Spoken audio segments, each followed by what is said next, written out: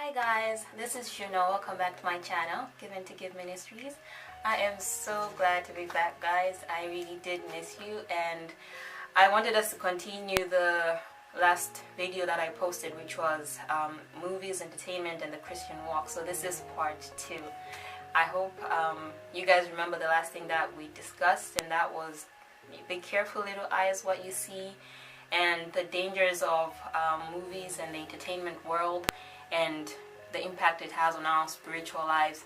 I just thought I should take a more different approach, and that was to focus more also on something which is so pivotal, that is affecting almost 3 in 5 people.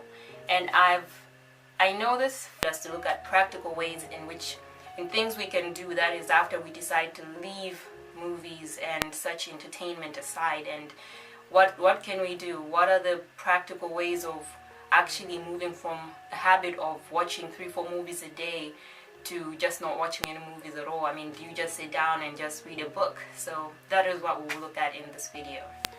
Okay, so you might be asking, what's the big deal with what if there is sexual content? It's entertaining.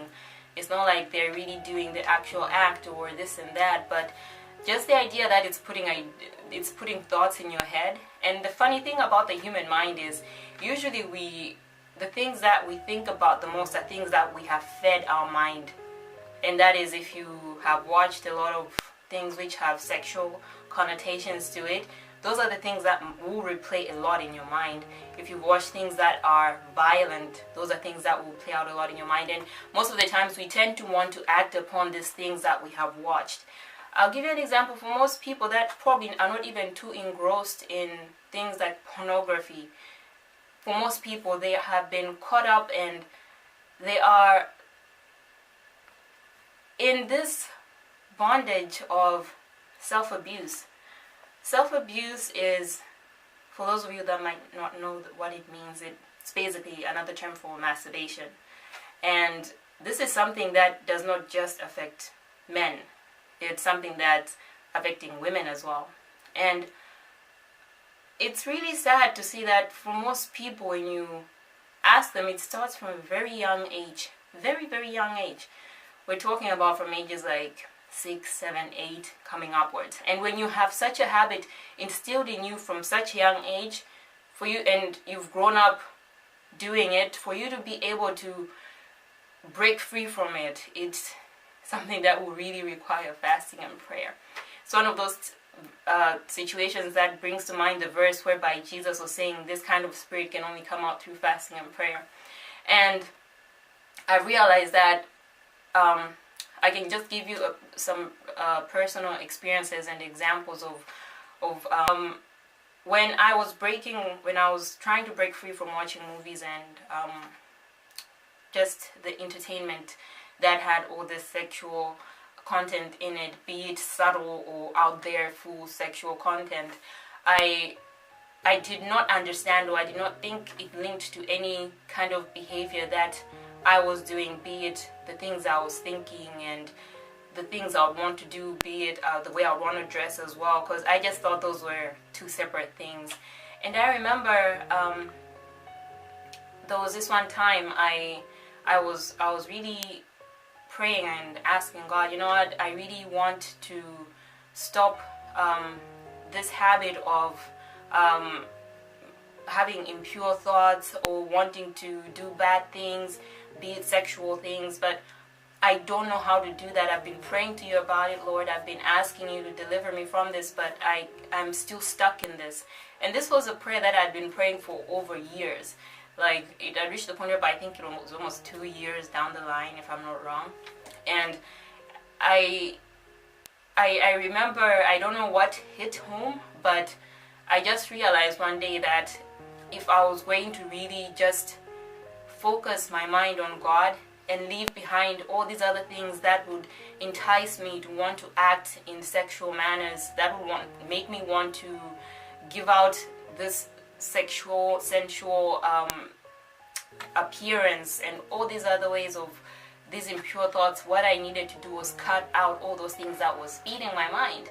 And that was also movies and that kind of entertainment. And I can honestly tell you that through God's grace and through prayer and through fasting, and mainly I also noticed that through also cutting out that aspect of my life, the movies and that entertainment, I really saw how God just changed my way of thinking. I started feeding my mind, having my mind dwell on things that were good, that were pure, and all those things. And I saw that when I was cooperating with God by leaving those things that did not serve me any purpose, but rather all they were doing was feeding my mind things that I should be doing, which were in contrast to the Word of God, He really just pulled me out of that bondage. And I just want to just encourage anybody out there who is struggling with things to do with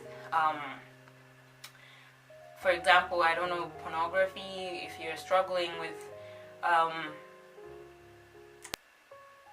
self-abuse / masturbation, if you're just struggling with finding yourself constantly in this world of wanting to express yourself sexually, and you know that that is wrong, you're not married, you're doing it outside of marriage and all those other things, I would encourage you to just take time and evaluate what are you feeding your mind, what are you dwelling on the most, because if you're dwelling on all the wrong things, then you can be assured that habit is not going to go away. You can be assured that you cannot serve two masters. You cannot try and feed your mind things that are of the devil and try to behave in a Christian and holy way or in a Christ-like way. It cannot happen.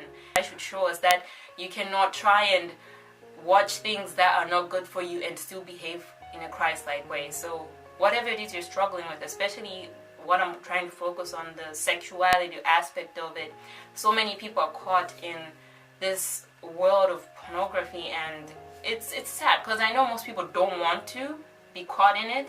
And for the most people that I've actually spoken to about this, they actually cry about this. They say, I don't know what to do. I don't know how to get out of this.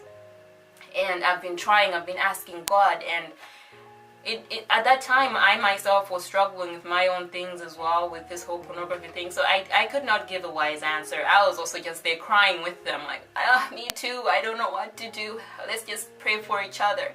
But sometimes prayer alone cannot work if you are not cooperating and doing that which is your responsibility to do. God can only do so much, but you need to do your part. You need to cooperate with God. So if you are trying to break free from that habit of pornography and all those things, if you're trying to break free, there is hope for you. Don't give up. It doesn't matter if you've been in this for 30 years or 35 years or you just got into it. There is hope still. You just need to really just ask God to help you and cooperate with Him. Leave those things that you know that are displeasing to Him, and God is going to help you. It's not going to be easy. It's not going to be easy because we do not war against flesh and blood, but against principalities and against evil spirits. So now, practical things that one can do. I know I, for one, wasn't sure what to do with myself when I was trying to cut off movies. First thing that I can say is try to involve yourself more in spiritual activity. Spiritual activity, by that I mean you can be involved more in church. I know there are a lot of churches that are trying to get the youth involved in their programs. If you can sing, offer your services to the church. And if you can, if you're good with children, offer your services to the children's department.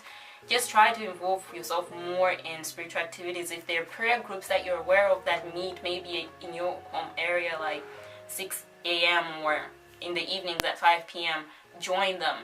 If you know of any people that maybe they visit the sick, I can call this spiritual activity / missionary work. So involve yourself more in the work of God, and that will eliminate the element of idleness. That's the first thing that I would say. The second thing I would say is social gatherings, and I really want to caution you on this. Social gatherings, by that I don't mean barbecues. I don't mean you put yourself in a situation whereby majority of your friends, they are into movies or into these other things you're trying to leave behind, and you're there placing yourself in that situation. It will be hard. It will definitely be hard. But social gatherings, by that I mean if you know of a group of young people that love to hike, that love to exercise, why not join them? Why not do something that will refresh your mind, and that will also be basically putting yourself out there in nature, which is actually one of those things that Jesus always did. He always was out there in nature. Whenever he would teach, for the most part, you'll see in the Bible, it mentions that he was teaching out in nature by the sea. People were sitting on the grass. It's just something to do with nature that just reminds us of God's authority and ownership of this earth. So avoid situations whereby there's aimless hanging around. Sometimes young people just want to get together for the sake of just being around each other, and I would not advise you to be around aimless gatherings such as those, because usually they lead to unnecessary corrupt behavior. I would say put yourself in social gatherings that aim to uplift you and others to God, and put yourself more in company and around people that have the same desire as you, and that is to have Christ in your life and a Christ-like character. Okay, the other thing is find useful activities. By that you can, maybe you're someone who's like me, you're an indoors kind of person, so you find yourself being at home 99% of the time. So what you can do is try and help out around the house. Do chores. If you're not much of a good cook, if you're a lady or a guy, everybody needs to learn how to cook. Invest that time in trying to learn new recipes, or learn how to be a thorough cleaning person. By that I mean someone who's good at maybe like arranging things in the house. When your parents want to ask you to maybe clean the kitchen or clean the sitting room, they know that they can depend on you to do a good job. So just try to do something useful, not just for yourself but for others. Sometimes when we want to break free from bad habits, it's also good to always try and see what other people need. If you can look around and see, who can I help today? It will remove the thought from yourself and put it on somebody else. That way you dwell less time thinking of what you need or what you're going through, what your struggles are. And by that you're also doing charity, which is one of the things which is highlighted in the Bible. And also by helping other people, you're also like being a missionary in some way, because that act of just helping somebody out is, I believe, a Christ-like attitude. And lastly, I would say play sacred music. Music is so powerful. If you remember the time Saul was being possessed by this demon and he would be tormented, what would he do? He would have David come to him and play the harp. I believe it was a harp. And he would come play songs and music for him, and immediately Saul would feel relieved. And it just testifies of the power of music. Whenever you feel so tormented or down or depressed, play some music. Have a list of gospel music, some tracks that you just play and your moods are instantly lifted up. You just play that song and immediately you just feel a calming sense, a calmness that can only come through the Spirit of God. So music, avoid music that has of course sexual content in it. And whenever you find yourself in a situation where you're doing maybe a chore, be it you're cleaning your room, making your bed, and you just start singing a hymn or whatever it is you're singing, like a spiritual song, a gospel song, you will feel like Christ is there doing that chore with you. And if you were not feeling up to the task, you actually start enjoying that work. So I would really encourage you to just also take time and learn more on music. And if you have bad music in your phone, just delete it, put more good music in it. And I know I did this in the past, where about put bad songs, and then after 2 days I delete them, I put them back after like 2 weeks. So this is a struggle. It's not going to be easy, but I always say do your part and God will come through for you. Alright guys, so this is what I had for you today. I really enjoyed this particular session just because it dealt with something that I had been struggling with for a long time as well, and by God's grace He really did deliver me from it. And I know that there's a lot of you that are also dealing with the same issue, and I just want to really tell you that there is hope. Don't give up and lean on God. And lastly, I hope to see you soon, and let's pray for each other. And until next time, from Given to Give Ministries, be blessed.